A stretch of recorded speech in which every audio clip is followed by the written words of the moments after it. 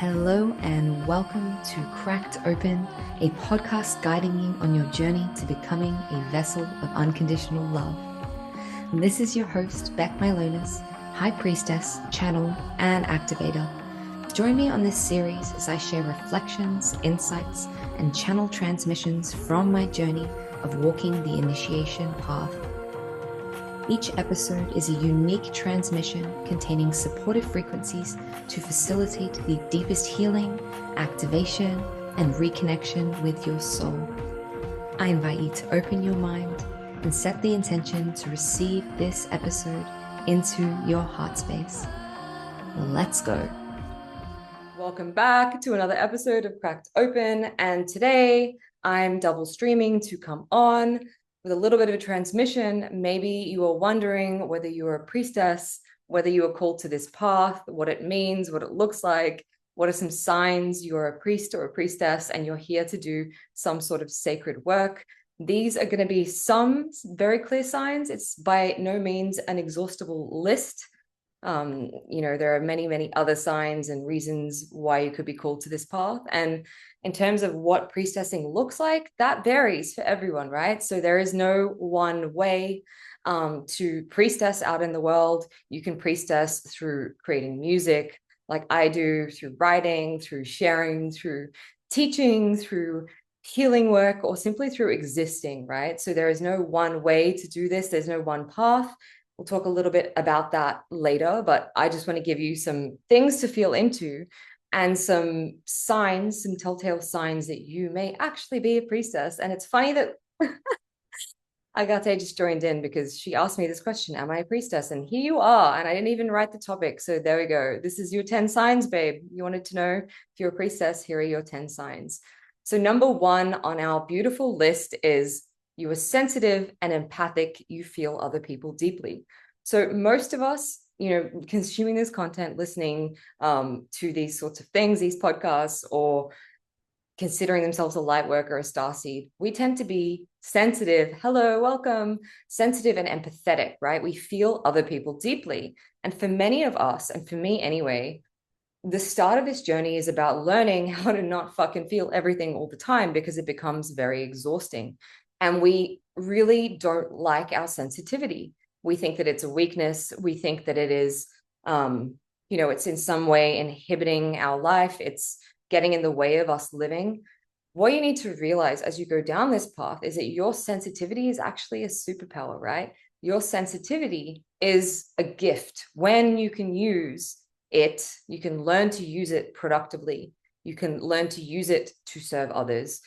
Because for me, anyway, on this path, my sensitivity enables me to channel advice and guidance for people. It enables me to feel people, to connect with people, to support people, to see things within people that maybe they can't see themselves, to have compassion, right? So sensitivity and empathy is a really strong indication that you are a priest or priestess.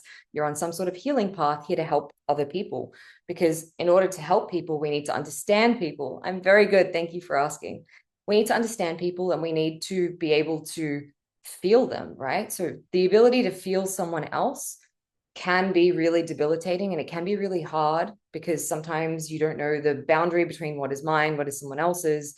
It can be very difficult to live a daily existence when you're super sensitive and you go outside and everything affects you, right? So it is definitely something that you need to learn to live with. But once you can cultivate that trait and really learn how to work with it, not have it work you, like work with it and use it like a gift, it becomes your biggest superpower, right? Which brings me to number two. You love love. You're a romantic at heart. This is not everyone, but maybe you have a deep capacity to love. You have a really big capacity to love.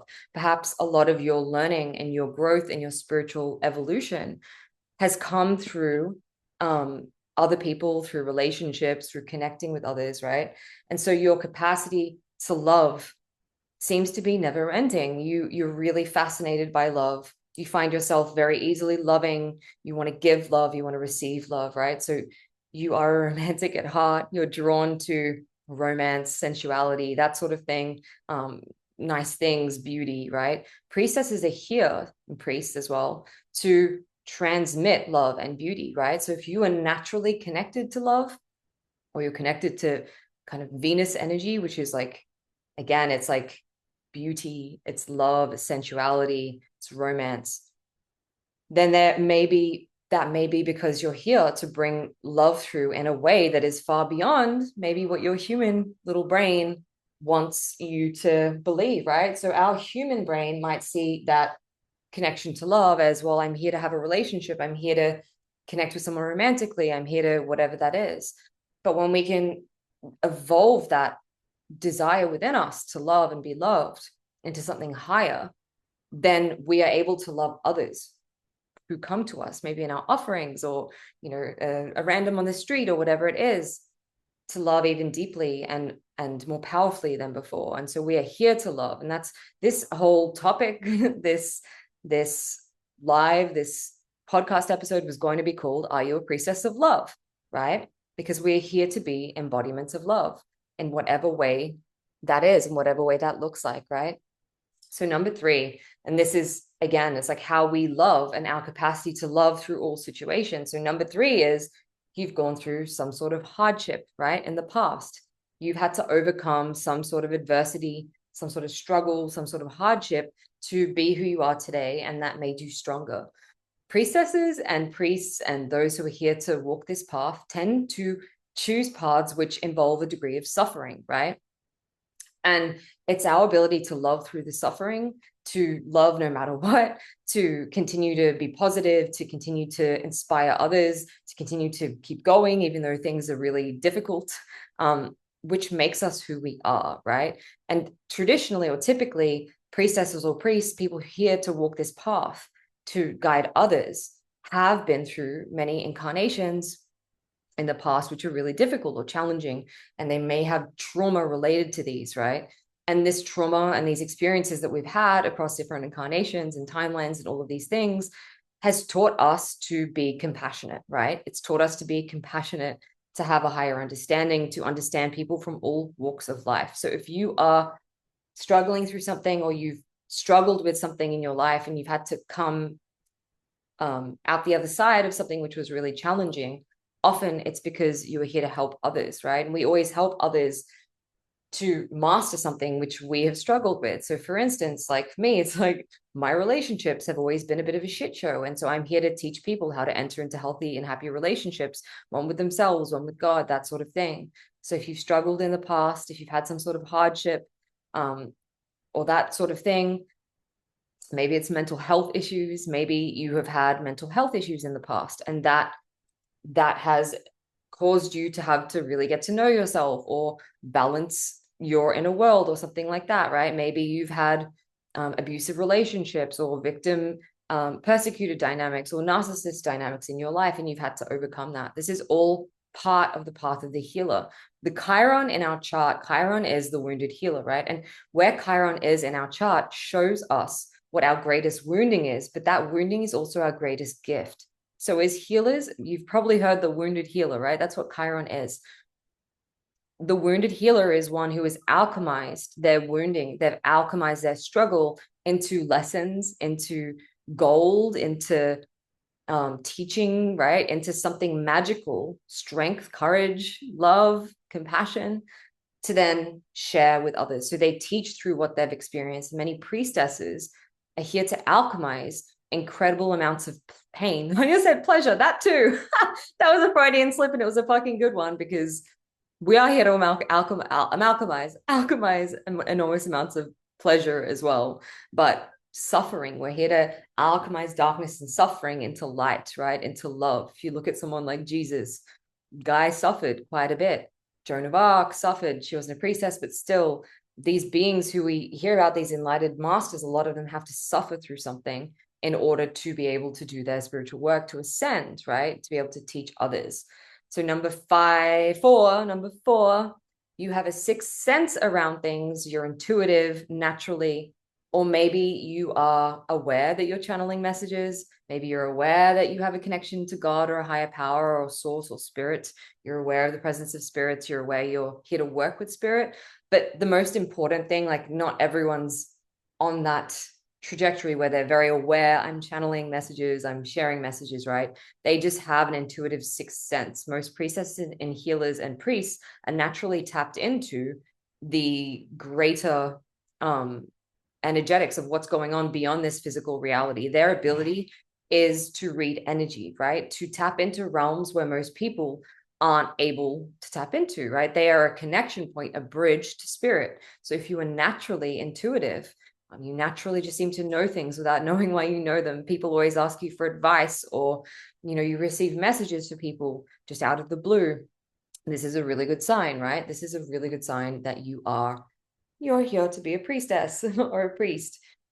Number 5, you have a strong connection or curiosity around God, a higher power, source, the universe, right? You're spiritually inclined. This is something that is just natural. It's always been a natural curiosity to you. It's something you've always been interested in. This fuels everything that you do. So this is important. It's not just like I have this interest. It's like this interest is inside of me. This yearning, this need to know is inside of me, and it's fueling my life. Like, it's like, this is my reason for being here. This is my driving force. Without this, I don't know who I would be. Like, this is my reason for getting up every day. It's my reason for existing. I just want to evolve more spiritually. I want to learn more spiritually. And you have this like hunger or thirst to evolve and learn more spiritually. I'm going to tell you, not everyone has that, right? Not everyone in the world has this drive or desire or spiritual inclination where they want to know what happens after you die, or like, what are the laws of the universe, or how does energy work, or who is God and what is God, and asking these questions. A lot of people don't have that drive or that interest. And so if you have this strong connection to this higher power, this source, this the universe, God, whatever it is, spirituality, it's because you're on this path, right? You're on this priestess path. Number 7, you believe in sacred marriage, right? You may not have seen anything that is evidence in your life around there being the existence of this higher union or sacred marriage between two beings. You may not have seen an example of the love that you want existing in the world, but there is something inside you, and it is burning, saying, this exists and I'm here to experience it, right? A lot of priestesses and priests are here to anchor codes of sacred union or sacred marriage. And that is not only within ourselves, right? So that's the union of like feminine and masculine internally, because that's part of the journey, is to harmonizing those energies, which we're going to get to in a second. It's also a lot of the time experienced with a divine counterpart, a partner, a soulmate, something like that, because we're here to experience it not only on the spiritual realms, but in the physical realm, right? So if you've always had this like obsession with, I know that there's someone here I'm missing, and they're out there somewhere for me, and I just haven't met them yet, right? Or people are saying you have this fantasy around love that's not real, and relationships aren't like that, and that's a fairy tale, and blah blah blah blah blah. But in your heart that that's the truth. This is also a really good indication that you're a priestess. Because again, what I was going to call this live was, are you a priestess of love? And love, sacred marriage, is the highest form of love that there is, because it's a union between two souls who are complete and whole, and they've balanced everything internally, and they are coming together for a higher purpose, a higher spiritual purpose. And the feminine interfaces with the masculine, and the feminine becomes the access point to the goddess for the masculine, and the masculine becomes the access point to the word or the thought or the masculine presence, God, right, for the feminine. And that's how the exchange goes. So number 8, you are called to ancient civilizations, maybe the Rose Priestess lineage, right? Atlantis, Lemuria, ancient Egypt, these places, maybe even Maya. I'm here in Tulum, so maybe even like ancient Maya. These lineages, these old civilizations, our golden age, all these things really call to you. And whenever you hear about like the Atlantean priestesses or priestesses in Egypt or the ancient mysteries, something lights up within you, and you're like, holy shit, like this feels really familiar. I don't know what it is. I'm really fascinated by it. I'm fascinated by pyramids. I'm fascinated hearing about Mary Magdalene or Mother Mary. Like, something hopeful lights up in me, and there's just this feeling, right? I don't know what it is. There's this feeling inside of me. I'm just really called to go to Egypt, or I'm just really called to go to Glastonbury or Avalon, right? I'm just really called to work with Mary Magdalene, Mother Mary, Kuan Yin, whatever it is, right? Or every time someone says Atlantis, I feel something in my body. So traditionally and typically, priestesses or priests who are here to, or have reincarnated here to bring these codes back, were part of these ancient civilizations and lineages. We were part of these mystery schools. We taught in these mystery schools. We went through the advanced trainings. We held the codes of the priestesses from that lineage. And so we've come back to re-embody that, to recreate that here and now, right? Another really good sign, number 9, is that you've been called to awaken your divine feminine or divine masculine energy, right? You've really been on this journey to come back to your source, to come back to the truth of your essence, to strip back conditioning, strip back anything and everything that isn't, fully aligned, that isn't true, that isn't who you are. Maybe you've really been called on this journey of like deconditioning feminist stuff, right? Or like places you're still in your masculine if you're a woman, softening, opening, becoming more sensual, becoming more connected to your magnetism, your radiance, right? Connected more to flowing and creating rather than doing. So you're like really anchoring in the beingness, or you had to look at all your masculine distortions, all the places where you're still in masculine energy, you're still angry at the masculine, right? You're still attracting in masculines who are wounded, right? You've looked at your own inner warrior, your own inner king. And again, this goes back to, we're here to embody this, like the pure template of femininity and masculinity, which is not our wounded way in which women and men act in this day and age. There is a pure template, which are these sacred masculine, sacred feminine codes. And you're here to restore them back, to remind humanity who the divine feminine is, who the divine masculine is, right? You're here to help people to remember the potential for these energies within us, because we all have both energies within us, right? But it's like we're here to embody the highest potential for the divine feminine energy, or the highest potential for the divine masculine energy.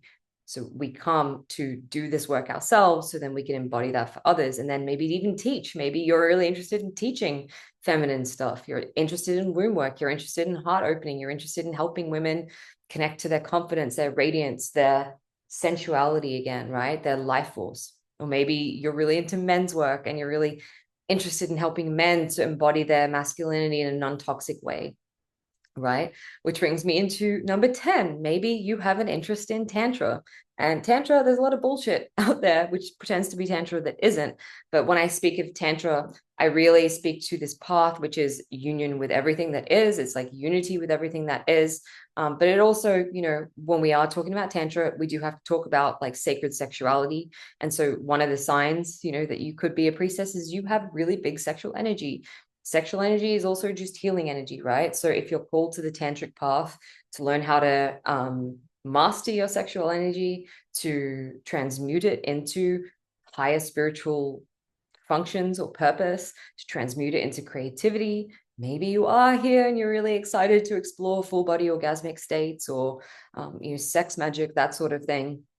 These are all really good signs that, again, you're a priestess, right? So there is 10 signs. If you are at all questioning, I want to say though, at this point, like having gone through these, there's your obvious signs. Hey, Krista, thanks for joining. There are 10 obvious signs. Like they're right there. Like they're very obvious.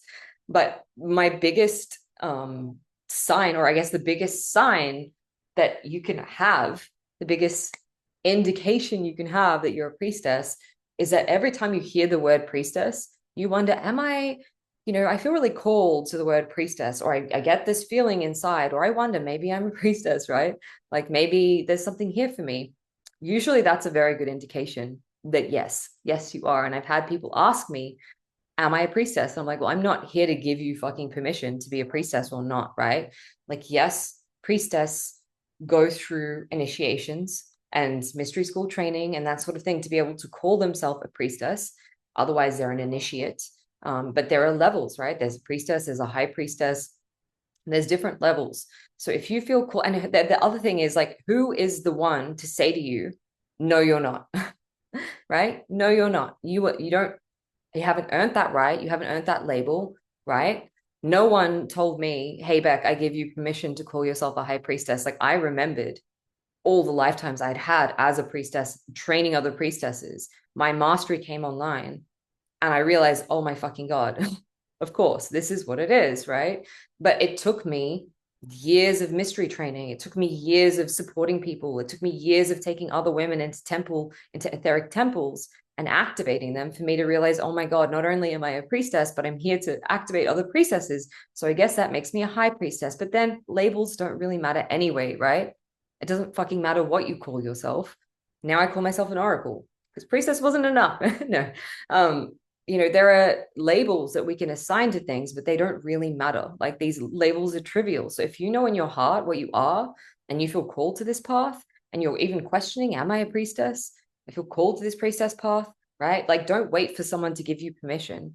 Only you can give yourself permission. And the other thing is like the way that I priestess out in the world, or the way that person over there you're seeing on Instagram is priestessing out in the world, may not be the way that you are here to priestess out in the world. Like I said, there is no one way to priestess. We all have a unique way to share our magic, share our gifts, share our connection with God, share our love, share our radiance, share our wisdom, our ancient wisdom, our knowledge, right? And it's not always going to be through mystery school trainings. It's not always going to be through healing work. It's not always going to be through coming on Instagram Live and talking about, are you a priestess, doing podcasts. Like we each have a unique way. For some people, you're just existing, right? The simple act of you existing is upgrading the grids where you live, right? You walking down the street and smiling at someone, that's you priestessing, right? There are different ways in which this can manifest. And our job as a priestess is to become the purest channel as possible for the divine to work through, right? So if you are, as long as you are like showing up every day saying, God, work through me, higher self, work through me, show me how to serve using my gifts, show me how to serve using my frequency, show me how to serve using my magic, then it doesn't have to look like how you think it has to look like, right? It doesn't have to look like what someone else, their version of priestessing looks like, because we are in uncharted territories. And even if I think about how I show up as a priestess now in this incarnation, I've had memories of lifetimes where I was literally in a temple 24/7 and I was waited on hand and foot as a priestess, and people, or an oracle, people would bring me the people that I'm here to serve. Or there's other lifetimes I've remembered where I was a devout nun. I didn't leave the church. Like I was devoted and fasting all the time, like in prayer, like like it looked very different. And now I'm here and I'm doing podcasts and I'm writing books and I'm having to work. Like this is also kind of a business for me because I need to support myself financially to keep priestessing, right? Because priestessing, unless I go to the Catholic Church and I become ordained, I don't even know if they do that for women, but unless I do it in a very certain way, there's no way for me to continue priestessing in the world and also be supported. Because the thing is, for some of us, this is a full-time job, right? This takes everything. It takes our whole fucking life, everyday devotion, dedication, right? To this higher mission or this path. And some of us, because of the toll that takes on us, we can't go get a normal job, right? We can't go to sit at a desk 9 to 5 every day or do something physically demanding. Like for me, I process a lot of energy. Like part of my mission that I don't really talk about a whole lot because it's like, frankly, it's like, well, what is anyone going to do about it? It's not anyone's business, but I lie in trance states. I lie in trance states and I process energy for the collective. And I've tried to negotiate myself out of this quite a few times in the past. And I remember I used to be really pissed because I'd be like, I can't have a normal life. I can't do normal people shit. I look at my friends going out and they have these busy lives and they're working out every day and they're doing this and they're doing that. And their schedules are so full. And I'm by a pool most of my life, not trans channeling. I don't even want to say trans channeling because it's not trans channeling, but like moving energies through my body or processing the feelings that the collective doesn't want to feel or anything like that. Right. And I used to be pissed off and I used to try and negotiate my way out of that part of my contract, being like, I don't want to fucking do that shit anymore. I just want the fun stuff. I just want to like write and sing and play and hold mystery schools. And I don't want to sit in trance all day. And then I realized, like, wait, hold on. Okay. So if this is what is being asked of me, and this is my very unique gift, right? We all have very unique blueprints or templates that we're here to bring through from different incarnations, from different star nations or places where we've had incarnations and we're bringing those energies through, right? I don't know many people that have the very same specific skill set that I do. And that doesn't mean that I'm special or I'm anything, right? It's just like, I've never met anyone who feels and perceives and moves energy in the same ways that I am. I'm an amplifier, right? So I'm here to amplify energies, but this is just me. Like you might have your different way of perceiving this, and you're still supporting to work on the grids and move collective energies. It just looks different, right? But for me, it's like I take energy through my body and I amplify it out. Like I act like an acupuncture point for the land or an a portal. My body's a portal for cosmic energy, right? And I don't know too many people who who live like I do or who have to um, move energy this way. And so maybe that's my unique offering here and that's my gift. And if there aren't that many people doing it this way, then why am I fighting against what I'm obviously, it's like an innate ability that I have. And fuck, I'm just lying there. Like it doesn't take anything for me to do it, except like emotional fortitude. And physically, it's pretty draining. But what I'm trying to say is that is my unique gift, my offering as a soul. And so I started asking the question of like, okay, God, like, if this is really part of my mission here, as much as the writing and the teaching and the creating and the making music and the whatever else, then support me to do that. Support me so I don't have to spend all my time trying to market to get people into my offerings or bringing in the money so I can go on pilgrimages to all these places where I just go do that. I process energy, right? And I started really anchoring into, okay, if this is my mission, then I'm going to be supported somehow. Somehow I'm going to be supported to fulfill that mission, right? So I've talked about this on other episodes. I think the last episode I really talked to and about this, like the more we lean into our specific niche, like I don't say niche, but our specific way that we're here to support, we will be supported, right? But that's just an offering I want to add at the end of this conversation here, because it doesn't matter how you're processing in the world. It doesn't matter what you're doing or what it looks like. And it might not look like work. It might not look obvious. But if you are doing your sacred purpose, your sacred mission, what you came here to do, then on a soul level, it's like literally, it's your right. It's in your soul contract when you came here that you would be supported to do that. So you don't have to work. So you don't have to, I mean, I'm working technically right now, right? But it's not really like normal people work. Or you'll be supported by a partner, or you'll be supported by a trust fund or something, right? Something, there will be some other business, some other way for you to support yourself. So everyone's path looks different. There's no one homogenized, this is how you priestess in today's modern society, because things are different, right? I'm having to take people into etheric temples to activate them these days. Yes, we do pilgrimages to sacred sites and that sort of thing, and they're great, but we don't have the same infrastructure for mystery schools and trainings that we did in like Atlantis or ancient Egypt or Lemuria or any of these places, you know, the Oracle schools in Greece or any of these old places where there was such a strong focus on the mysteries and teaching the mysteries and imparting the mysteries. Like now I have to take people in quantum temples that I create in the etheric space, because there's not a physical temple for me to take people. Now people have jobs and lives and things to do, kids to look after, whatever it is. So I can't, like, they're not devoted 24/7 to this calling and this path, and that's all there is in this day and age. Is so different. So the way that I have to transmit is different. Like it's not 24/7 full devotion. You're on a fucking strict diet or you're fasting and you're training every day in the mystery schools to like master your energy, master your body. It's like things are different now. So the way that you're priestessing in the world might be really random, really unexpected. You could be, you know, using YouTube to priestess. It could be you're, like I said, writing books, you're speaking on podcasts, you're doing energy sessions. Like there is no one way to do it. So that is my rant. If you feel called to this path, I have a bunch of offerings, you know, on this podcast as well, of mini mystery schools. We've just started Holy Grail, which is a Sophia Feminine Christ initiation. There's still time-ish. Like if you get in, like literally you hear this and you're like, I'm in. I might leave the doors open for you because we started that 2 days ago. And that's a 6-week mystery school into the Sophia Christ lineage. So we're working with Mary Magdalene, Mother Mary.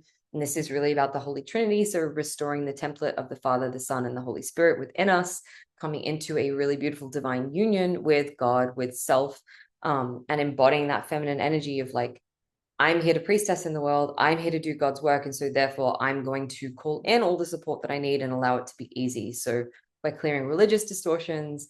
We're activating your holy wealth template, which is your own capacity to just receive wealth and receive divine provision to do what you came here to do. Anchoring into the stuff, like I'm literally taking them through this journey that I went through over the past 6 months, which has got me anchoring in like the highest income months that I've had consistently, always having the resources so I can do my mystery trainings and I can write my books and I can create my music and I can travel the world priestessing, right? So anchoring into this changed my life.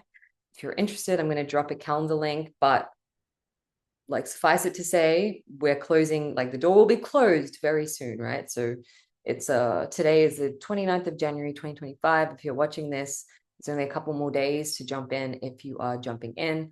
And I would love to know if this resonated with you. So if this has made you be like, of course I'm a priestess, please let me know, because I'm always interested, to hear what resonates. And I'm always interested to meet fellow priestesses. It's always such an honor and a joy to hear, how are you priestessing in the world? Because your priestessing might look a bit different to my priestessing, and we all have different ways of priestessing. And I honor every way that people priest or priestess out in the world. If you're a man and you're on this path, maybe that looks different as well, because they tend to not be into the priestessy stuff.